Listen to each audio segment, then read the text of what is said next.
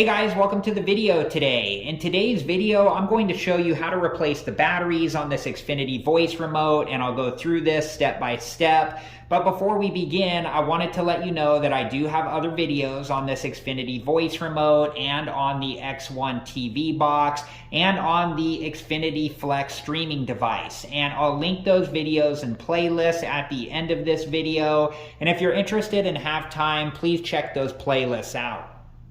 And before we begin, make sure that you're wearing the proper safety equipment and take all safety precautions. Okay, so we're going to turn the remote over, and then on the back of the remote, this is the battery cover down here. And then what I'm going to do is I'm going to hold on to the top of the remote like this, and then right here there's a line, and I'm going to gently press down on that line and then slide the battery cover downwards like so, and then we can remove the battery cover. Okay, so here are the two AA batteries, and I'm just going to remove these one at a time. There's that battery, and then here is this battery here. And make sure that you store your old batteries in a safe place until you can take them to the proper recycling facility.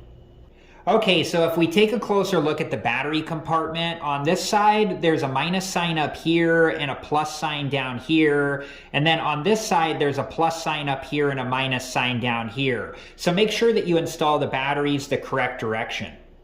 And it also tells you right here, use new alkaline AA batteries only.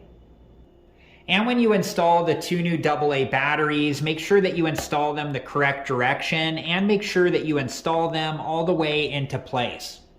And then to reinstall the battery cover, we're just going to line it up like so and then gently push up until it snaps into place.